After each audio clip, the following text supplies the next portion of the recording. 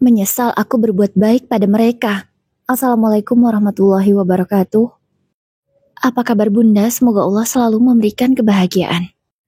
Sebagai salah seorang yang paling mampu di antara mereka, aku merasa punya kewajiban untuk membantu keluarga suamiku. Tapi malah ini yang aku dapat, dan aku menyesalinya. Loh, mana ATM-ku? Kok nggak ada semua? Aku panik, karena kartu ATM-ku tidak ada semua di dalam dompet ini. Padahal aku hendak membayar biaya kontrol ibuku di rumah sakit. Gimana, Bu? Suster itu bertanya, karena memang saat ini aku sedang berada di kasir. Sebentar ya, Suster, saya telepon suami saya dulu. ATM saya ketinggalan. Baik, Bu, jawab susternya. Kuhubungi Mas Imron, yang kuyakini saat ini dia sedang berada di tempat usahaku. Halo Mas, Assalamualaikum. Ucapku cepat setelah panggilan terhubung. Waalaikumsalam. Ada apa, Ri? Tanya Mas Imron. Mas, tolong transfer aku uang, Mas. 1 juta. Aku lagi butuh banget untuk bayar biaya kontrol ibu, Mas. Ucapku. Loh, kenapa minta uang sama aku? Emang kamu gak punya uang? Mas Imron malah bertanya. Aku gak tahu, Mas, kartu ATM-ku tiba-tiba gak ada semua di dompet. Kupikir kamu yang ambil. Cepat ya, Mas, kirimkan. Soalnya kasir sudah menunggu dari tadi, aku gak enak. Lanjutku. Maaf, Ri, gak bisa. Soalnya uang yang ada itu untuk bayar barang besok yang mau datang. Aku kaget mendengar jawabannya. Kenapa setega itu padahal aku hanya minta 1 juta? Yang aku tahu di ATM-ku saldonya ratusan juta. Tentu saja, uang ratusan juta itu tak mungkin akan habis untuk bayar dagangan kami besok pagi. Jangan keterlaluan kamu, Mas. Aku cuma minta 1 juta. Di ATM-ku itu ada 300 juta loh, Mas. Aku cuma minta 1 juta untuk biaya ibu. Cepatlah, Mas, aku gak enak. Susternya sudah dari tadi menunggu. Aku memaksa. Ya, karena tak ada pilihan lain. Gak bisa, Ri. Maaf ya. Kamu pikirkan sendirilah bagaimana cara membayar biaya kontrol ibumu itu. Baru aku mau menjawab lagi, tapi Mas Imron langsung mematikan sambungan telepon kami. Keterlaluan kamu, Mas. Ini ibuku sedang kontrol. Ibuku sakit. Tapi malah kamu setega ini. Sejenak aku berpikir, bagaimana caranya agar aku bisa membayar biaya kontrol ibu. Oh iya, aku masih punya uang simpanan di rumah. Aku ambil sajalah dulu itu. Uang yang ada ini dan KTP-ku jadi jaminannya. Suster, uang saya kurang. Saya harus ambil dulu di rumah. Ini, pegang dulu ya. Sama ini KTP saya, ucapku. Susternya terlihat bingung. Mungkin tak biasa orang sepertiku melakukan ini. Tapi Bu, ucapnya. Saya akan segera kembali, suster. Uangnya ada di rumah. Itu, ibu saya juga masih menunggu di sana. Aku menunjuk ke arah ibu yang sedang duduk di ruang tunggu. Baiklah Bu, kami tunggu. Bu, aku pulang dulu ya Bu ambil uang. Soalnya ATM aku ketinggalan. Aku terpaksa berbohong ke ibu. Aku tak mau ibu jadi kepikiran. Ya ampun nak, kok bisa ketinggalan? Ya udah kamu hati-hati ya, jangan ngebut. Pesan ibu. Iya Bu, aku pulang dulu ya. Aku segera berjalan cepat. Karena tak ingin membuat pihak rumah sakit menunggu lebih lama. Sebenarnya aku punya M-Banking. Tapi saldonya sudah habis. Karena aku baru saja belanja untuk kebutuhan anak-anak. Aku memang sengaja tidak mengisi banyak, supaya tidak boros. Tapi malahan ATM-ku yang satunya diambil oleh Mas Imron tanpa seizinku. Kalau naik mobil, pasti lama. Aku naik ojek sajalah, gumamku. Aku segera memanggil satu tukang ojek yang kebetulan memang mangkal di depan rumah sakit. Mari Bu, ucapnya. Aku segera naik, sambil memakai helm. Ke perumahan Beringin ya Pak? Kataku. Baik Bu. 15 menit kemudian, aku sampai di rumah. Aku buru-buru masuk ke dalam rumah untuk mengambil uang. Mama, panggil salah satu anakku. Iya sayang, Mama cuma pulang sebentar mau ambil uang. Kulus kepalanya. Oh gitu ya Mah? Oke deh Mah, Mama hati-hati ya. Pesan putra sulungku. Sementara anakku yang kedua sedang asik bermain bersama babysitternya. Aku memberi kode kepada babysitter agar tidak memberitahu kalau aku pulang. Takutnya Rara nanti nangis. Kubuka lemari pakaianku. Kemudian, aku segera membuka ruang rahasia yang terletak di bawah lemari. Aku sengaja membuat tempat penyimpanan rahasia ini agar siapapun tidak ada yang tahu kecuali aku. Tujuanku waktu itu supaya maling tidak tahu kalau aku menyimpan barang-barang berharga di sini. Dan sangat bermanfaat sekali sampai sekarang. Tempat penyimpanan ini memang sangat aman sekali. Dari luar tampak samar. Jika bukan orang yang sudah tahu, tak mungkin menyadari kalau di bawah lemari ini adalah tempat penyimpanan barang-barang berharga. Barang-barang berharga itu juga aku simpan di dalam brankas agar lebih aman. Dan hanya aku yang tahu kodenya. Di dalam brankas itu berisi uang, surat-surat penting, dan juga perhiasanku juga emas batangan. Ya, aku sengaja untuk berjaga-jaga demi masa depan, karena aku punya 2 anak. Aku membeli semua itu juga tanpa sepengetahuan Mas Imron. Jika nanti terjadi sesuatu dengan usahaku, aku punya cadangan, yaitu perhiasan yang bisa aku jual. Ku ambil uang sebanyak 3 juta rupiah. Setelahnya aku tutup kembali. Ku kembalikan seperti semula. Kemudian, aku buru-buru jalan lagi keluar. Takut juga kalau ibu kelamaan menunggu. Kasihan beliau. Pak, kita lewat jalan Sentosa saja ya. Ya, memang sedikit lebih jauh. Tapi aku ingin memastikan, benarkah suamiku ada di tempat usahaku. Ketika melewati di depan minimarketku, tak aku dapati suamiku di sana. Aku bisa tahu karena mobilnya tidak ada. Untungnya setelah ini akan melewati depan rumah ibu mertua. Apa mungkin sekarang Mas Imron di sana ya? Batinku. Tak lama kemudian, lewatlah di depan rumah ibu mertua. Dan ternyata benar, mobil suamiku di sana. Bukannya di minimarket malah ada di sini. Ngapain sih kamu, Mas? Aku penasaran juga. Sebenarnya kegiatan apa yang dilakukan suamiku di sini? Padahal seharusnya dia di minimarket. Ingin sekali mampir. Tapi ibuku lebih membutuhkan aku. Kuputuskan untuk langsung ke rumah sakit saja. Sesampainya di rumah sakit segera kulunasi biaya kontrol ibu. Ayo Bu, kita pulang. Aku mengantar ibu terlebih dahulu pulang ke rumahku. Bu, istirahat ya Bu. Aku mau pergi sebentar ada urusan. Pamitku ke ibu. Iya Ri, hati-hati ya.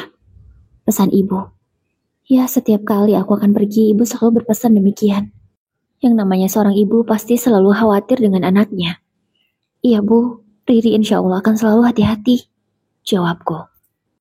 Aku juga sudah berpesan kepada asisten rumah tanggaku untuk menjaga ibu dengan baik selama aku pergi. Baik Bu, ucap asisten rumah tanggaku dengan sigap.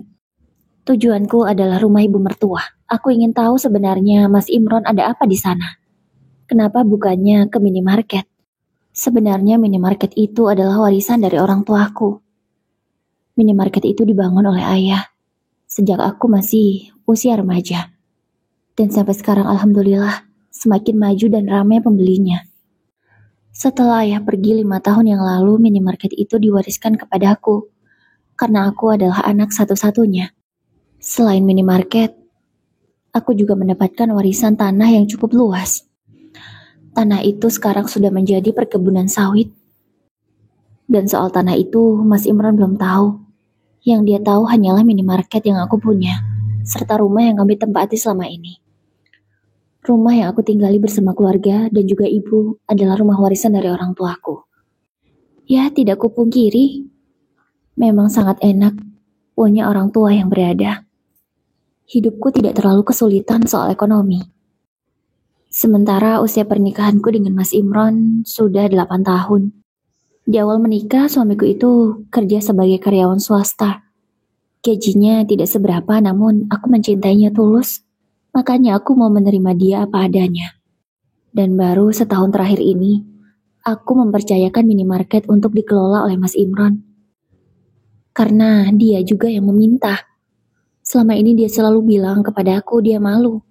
Karena aku mempunyai penghasilan yang lebih besar daripada dia. Sementara dia menjadi karyawan sampai setahun kemarin hanya bergaji paling besar 5 juta rupiah, sementara aku 1 bulan bisa puluhan juta. Itulah mengapa Mas Imron ingin sekali mengelola minimarket itu. Dan aku mulai mempercayakan itu ke dia. Ya, melihat kesungguhan Mas Imron, aku jadi yakin kalau dia mampu mengelola minimarket dengan baik. Sesampainya di depan rumah ibu mertua, aku parkirkan mobil agak jauh, agar mereka tidak tahu kedatanganku. Karena feelingku tidak enak. Sebab Mas Imron bisa tega sekali, aku hanya minta uang 1 juta untuk berobat ibu, malah dia menolak. Aku ingin tahu sebenarnya seperti apa keluarga Mas Imron kalau aku tidak ada di tengah-tengah mereka. Bisa saja kan, di depanku mereka baik. Tapi ketika aku tak ada, mereka membicarakanku seburuk-buruknya. Aku berjalan pelan mendekati rumah yang bercat putih. Rumah yang cukup besar. Dan rumah ini direnovasi juga menggunakan uang dari hasil minimarketku. Ya memang, sedari dulu rumah ini sudah besar. Tapi, dulu belum selesai pembangunannya. Belum di plafon, belum di keramik, belum dicat dan belum ada pagar, tidak seperti sekarang. Rumah ini terlihat semakin mewah. Karena mendapatkan sentuhan arsitek yang aku sewa khusus. Ya, aku ingin membahagiakan keluarga suamiku. Niatku baik. Dan aku pikir, mereka juga bisa berbuat baik kepadaku. Ya kita lihatlah, sebenarnya keluarga suamiku ini seperti apa ya sebenarnya. Aku berjalan pelan mendekati rumah itu. Semakin dekat, aku bisa mendengar kalau orang yang ada di dalamnya tertawa bahagia. Dan suara suamiku juga sangat jelas terdengar. Dia ikut tertawa bahagia seperti yang lain. Riri itu bodoh banget ya. Polos sekali dia. Aduh, emanglah, kalau wanita kampungan seperti dia itu bodoh. Gak cocok dia itu jadi orang kaya. Padahal sekolah sampai S1. Tapi bodohnya gak ketulungan. Aku yang tadinya masih rileks, langsung menegang ketika mendengar kalimat itu keluar dari mulut ibu mertuaku. Aduh, ceritanya lagi-lagi soal mertua yang jahat. Tapi emang kebanyakan gitu, jadi gak habis-habis ceritanya. Lanjut ya bunda. Iya bu, aku juga gak nyangka kalau Mbak Riri sebodoh itu. Tapi baguslah, dengan begitu kita bisa menguasai hartanya dengan mudah. Kini yang bersuara adalah adik iparku. Adik ipar yang sangat aku sayangi. Bahkan biaya kuliahnya juga aku yang menanggung. Tapi kok muncungnya itu enak sekali bicara, mengatahiku. Astagfirullah, aku hanya bisa beristighfar banyak-banyak di dalam hati ini. Aku terus menguping pembicaraan mereka. Karena aku rasa ini bisa menjadi bukti suatu hari nanti aku mengambil ponsel. Kurekam apa yang mereka bicarakan sekarang. Tega banget sih kamu dek ngatain mbakmu bodoh. Tapi emang iya sih. Masa dia percaya uang 300 juta itu akan habis untuk ngisi barang doang. Dan tadi ya, dia nelpon aku, minta uang untuk ibunya berobat. Ya aku gak kasih lah. Rugi banget aku keluar uang untuk dia. Kini suara suamiku. Bahkan dia tertawa setelahnya. Pintar kamu bang, aku setuju. Bila perlu semua uang yang ada di rekening dia, kamu pindahkan saja ke rekeningmu bang. Biar kamu yang menguasai uang dia. Supaya kami kalau minta apa-apa cepet. Kalau melalui Mbak Riri lama. Nanti ditanya inilah, ditanya itulah, aku males banget. Kini yang menyahuti adalah adik iparku. Iya, benar kata adik kamu, Mron. Kamu pindahkan saja semua uang itu ke rekening kamu. Ibu biar gampang minta uang. Gak melalui istri kamu yang pelit itu. Jadi aku masih dianggap pelit setelah semua yang aku lakukan. Kalau tahu begini, tak usah aku bantu keluarga kalian. Biar kalian masih terlihat miskin di mata orang-orang. Tidak seperti sekarang, dipandang berada. Air mataku tidak terasa sudah menetes. Tapi aku masih berusaha terus merekam. Agar tidak ada satupun yang ketinggalan. Tega kalian semua. Kumamku. Oh ya nak, satu lagi. Ibu mau semua aset-aset yang dia miliki kamu ubah saja atas nama kamu. Tapi bu, aku gak tahu di mana Riri menyimpan surat-surat penting itu. Selama ini, aku gak pernah tahu. Jawab Mas Imron. Pokoknya kamu harus cari sampai dapat. Dan segera ubah atas nama kamu. Jangan sampai kita kehilangan harta Riri yang sangat banyak itu. Rumah dan minimarket, mobil, Dan kendaraan yang kalian punya pokoknya semua harus atas nama kamu. Aku mengangguk-ngangguk. Ternyata ini tujuan mereka. Tega sekali kamu, Mas. Kupikir kamu tulus. Ternyata hanya modus. Aku semakin menyesal sudah baik kepada kalian. Lihat saja, Mas. Kamu harus siap-siap menerima hasil dari perbuatanmu ini. Kurasa bukti yang aku dapatkan sudah cukup. Aku tak jadi bertamu ke rumah mertuaku itu. Aku langsung balik ke mobil dan menuju ke minimarketku. Nisa, kupanggil salah satu karyawan kepercayaanku. Dia yang bertugas membuat laporan di minimarket ini. Iya, Bu. Nisa, mulai sekarang kamu gak usah melaporkan apapun ke suami saya ya. Terus kalau mertua saya kesini dan ngambil belanjaan suruh bayar. Jangan pernah kasih gratis lagi. Tapi Bu, laksanakan perintahku. Dan satu lagi, kalau suami saya minta uang jangan pernah dikasih. Tegas kuucapkan ke Nisa, agar dia melaksanakan perintahku dengan baik. Baik Bu, saya akan melaksanakan perintah Ibu. Ingat ya Nisa, minimarket ini punya saya, bukan punya suami saya. Jadi perintah saya yang harus dikerjakan, bukan perintah suami saya. Ku tegaskan sekali lagi ke Nisa, agar dia ingat minimarket ini milik siapa. Baik Bu, saya akan melaksanakan perintah Ibu. Bagus Nisa.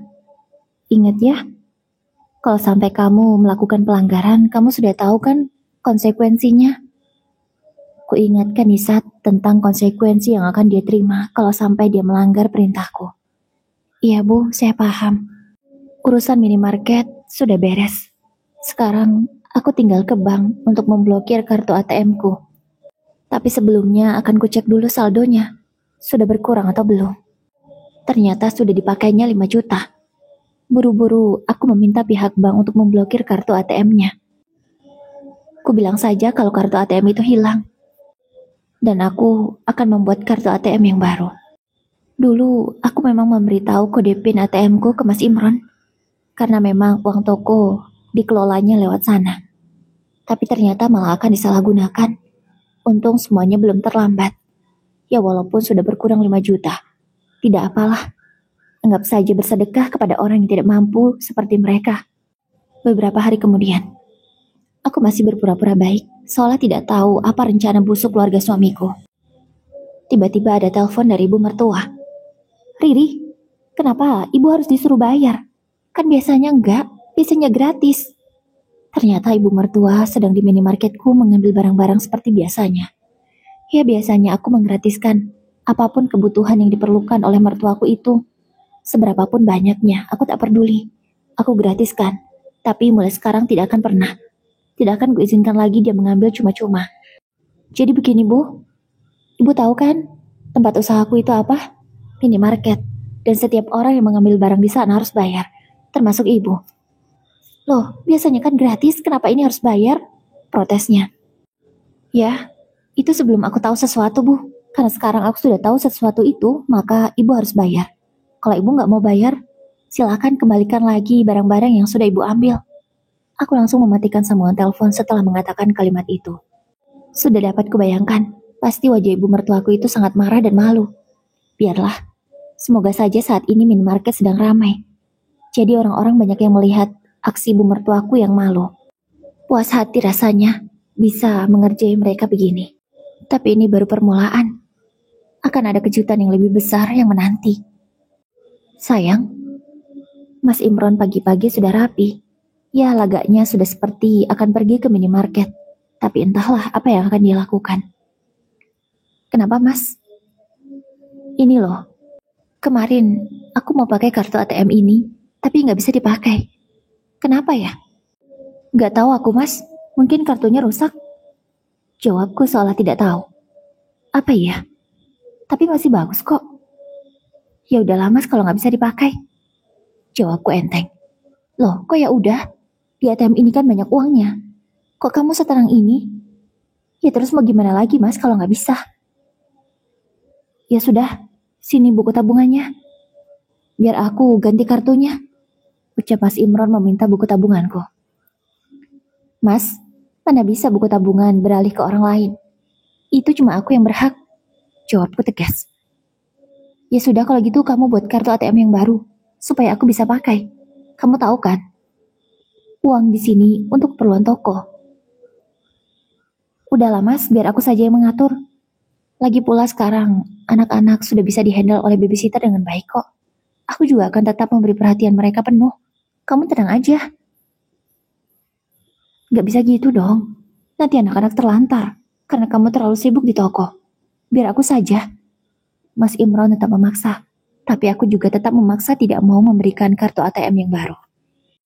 Kayaknya lebih enak, seperti dulu lagi deh. Aku yang mengelola minimarket.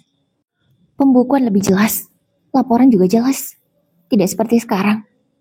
Waktu aku cek kemarin, ada beberapa pengeluaran yang tidak tahu untuk apa. Sindirku. Ya karena memang Nisa memberi laporan yang sangat aneh. Dan aku yakin, uang itu dikeluarkan bukan untuk keperluan toko. Kamu curiga sama aku? Tanya Mas Imron. Bukan curiga, tapi antisipasi saja. Jawabku santai. Gak bisa gitu dong, Ri. Aku kan suami kamu. Aku berhak mengelola minimarket itu. Masa kamu gak percaya sama aku? Ku tarik nafas. Bukan gak percaya, Mas. Tapi aku hanya antisipasi. Sekali lagi ku tegaskan. Antisipasi apa? Itu berarti kamu gak percaya. Lanjut Mas Imron. Terserah kamulah, Mas. Yang jelas, aku akan tetap mengelola minimarketku seperti dulu lagi. Kalau kamu mau kerja, cari kerjaan yang lain. Karena minimarket itu hak aku. Minimarket itu warisan dari orang tuaku. Ingat itu, Mas. Aku tak peduli lagi dengan perasaannya atau harga dirinya. Aku sangat muak dengan laki-laki seperti ini. Ingin rasanya langsung kutendang, tapi aku ingin bermain-main dulu dengan dia dan juga keluarganya. Baru saja mau berdiri, menemui anak-anak untuk mengajak bermain, tapi tiba-tiba ada tamu yang tidak aku harapkan. Ibu mertua dan adik iparku. Mbak, kok uang untuk biaya kuliahku belum dikirim? Tanya Rosa. Loh, emang tanggung jawabku? Jawabku dengan mimik wajah yang sangat santai. Kok jawabnya gitu sih mbak?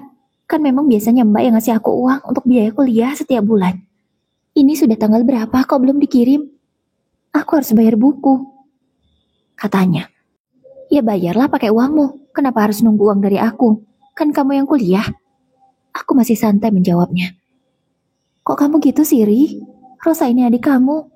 Sudah tanggung jawab kamu untuk membiayai kuliah dia. Kini ibu mertua yang bersuara. Dia itu adiknya Mas Imron, bukan adikku. Lagi-lagi aku menjawab dengan penegasan, agar mereka sadar mereka itu siapa. Loh, kamu itu kan sudah menikah dengan abangku. Berarti aku adikmu, aku tanggung jawab kamu. Sekarang Rosa sudah tidak punya sopan santun terhadapku. Dia sudah berani panggil aku kamu. Iya Ri, benar kata Rosa.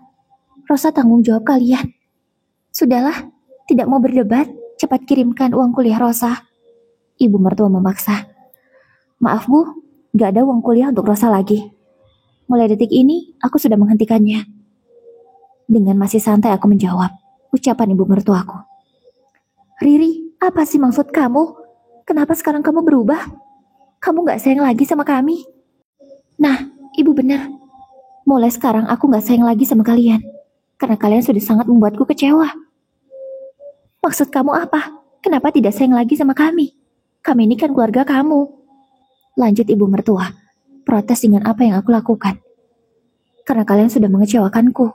Sangat mengecewakanku. Bahkan aku menyesal sudah pernah baik sama kalian. Aku mengatakannya dengan suara rendah. Hampir saja aku menangis karena mengingat perlakuan mereka yang keterlaluan. Kenapa bicara seperti itu kamu, Ri? Aku ini mertua kamu. Jangan pernah kamu bilang begitu. Sudah kewajiban kamu sebagai menantu membahagiakan kami. Terutama aku mertua kamu. Ibu mertua tidak terima. Itu berlaku kalau ibu memang benar-benar tulus baik kepadaku. Tapi karena ibu adalah manusia bermuka dua, jadi kurasa tak pantas aku baik ke kalian. Lebih baik aku berbuat baik kepada orang lain. Bahkan mungkin aku lebih baik berbuat baik kepada seekor anjing yang tahu caranya balas budi. Bukan kepada kalian, seorang manusia tapi tidak tahu caranya membalas kebaikan orang lain. Kusindir keduanya. Ya tapi kurasa sindiranku tak akan berguna. Karena mereka itu orang yang tidak tahu diri. Keterlaluan kamu, Ri. Gak nyangka, Ibu. Kamu sejahat ini. Kata-katamu itu loh, gak sopan. Malah membandingkan kami dengan seekor anjing. Tega kamu, Ri. Ibu mertua berakting seolah akan menangis. Tapi aku tidak akan lagi bisa terkecoh dengan aktingnya itu. Sudah pandai aku membaca akal busuknya. Sudahlah Bu, tidak usah berakting. Gak berguna akting ibu untuk aku. Tak lama kemudian, suamiku yang baru saja pergi kembali lagi. Kayaknya sih ditelepon oleh Rosa tadi. Maksud kamu apa sih, Ri, ngomong kayak gitu ke keluarga aku? Tega sekali muncungmu, ucap Mas Imron yang baru datang. Oh, jadi muncungku ini tega? Samalah dengan muncung kalian itu, jawabku. Ya, aku tak mau lagi kalah oleh orang-orang seperti mereka. Cukup kalian ngomel-ngomel di rumahku ini. Aku sudah mengajukan gugatan perceraian ke pengadilan asal kamu tahu itu, Mas. Mas Imron terkejut. Dia pasti kaget karena tiba-tiba akan mendapatkan surat panggilan dari pengadilan. Loh, mana bisa? Aku tidak akan menceraikan kamu.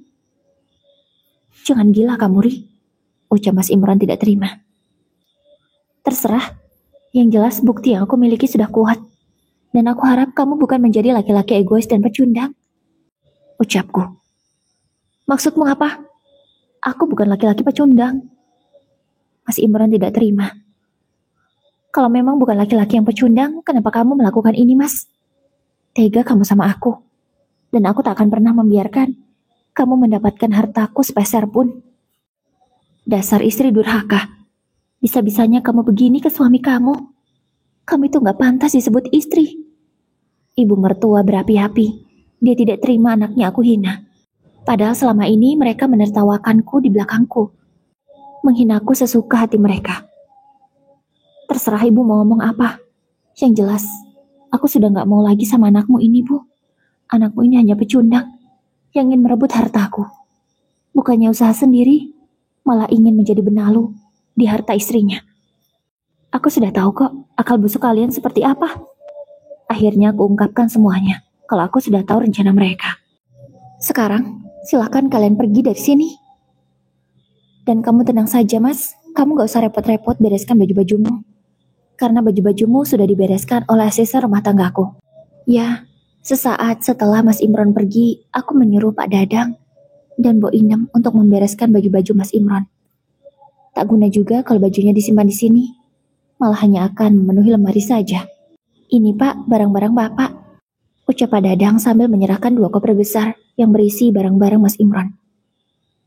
Keterlaluan kamu Pak Dadang, gak sopan kamu sama saya. Mas Imron masih sok menjaga wibawanya, tapi sumpah tidak berwibawa sama sekali. Oh ya, nanti di rumah kalian akan ada tamu. Jadi kalau tamunya melakukan sesuatu yang tidak kalian suka, jangan marah ya karena memang itu hak aku. Mereka bertiga saling melihat, mungkin bingung dengan perkataanku. Namun tidak bertanya juga, maksudku ini apa. Mereka langsung pergi, karena mungkin sudah malu, sudah diusir. 1 jam setelah mereka keluar dari rumahku, Mas Imron tiba-tiba menelpon. Ini yang aku tunggu-tunggu. Riri, kamu apa-apaan? Kenapa menyuruh orang-orang ini merusak rumahku? Kata Mas Imron marah. Ya, itu memang rumahmu. Tapi renovasinya sampai rumah itu bagus seperti sekarang itu pakai uang aku. Dan aku tidak ikhlas jika kalian menempati rumah itu dalam keadaan bagus. Makanya, keramik, dinding yang sudah diplester dan dicat akan aku bongkar. Terus plafonnya juga akan aku hancurkan. Setelah aku jawab pertanyaannya, segera aku matikan. Ya, aku memang menyuruh beberapa orang untuk merusak bangunan yang sudah aku bangun itu. Tentunya, aku menyuruh mereka hanya merusak plafon, tembok, dan keramik. Kalau bangunan utama tetap akan kubiarkan. Satu lagi, pagar juga aku suruh rubuhkan. Ya, aku tak mau mereka menempati rumah itu dalam keadaan bagus. Toh dulu Mas Imran menikah denganku, rumah itu dalam keadaan buruk, belum selesai pembangunannya. Itulah akibatnya jika bermain-main dengan Riri. Aku tersenyum puas dengan apa yang terjadi hari ini. Beberapa waktu berlalu, sidang pertama sudah dimulai.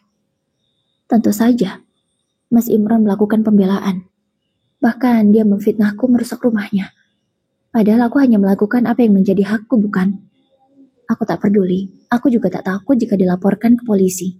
Aku yakin akan memenangkan hal ini juga. 2 bulan setelah aku resmi bercerai dari Mas Imron, tiba-tiba minimarketku mengalami kemalingan.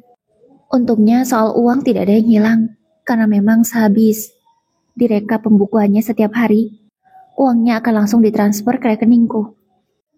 Yang hilang hanyalah barang-barang yang cukup mahal harganya, seperti udut, alat kosmetik, dan kebutuhan pokok lainnya. Yang kalau aku total, kerugianku sekitar 10 juta. Untungnya di minimarket itu sudah banyak CCTV yang terpasang, jadi dengan sangat mudah sekali menangkap siapa pencurinya. Kalian tahu siapa maling itu? Ya, otak dari maling itu adalah Mas Imron. Dia menyuruh beberapa orang untuk membobol tokoku. Dia memang tidak ikut dalam aksinya, tapi dia menjadi otak dari pencurian itu.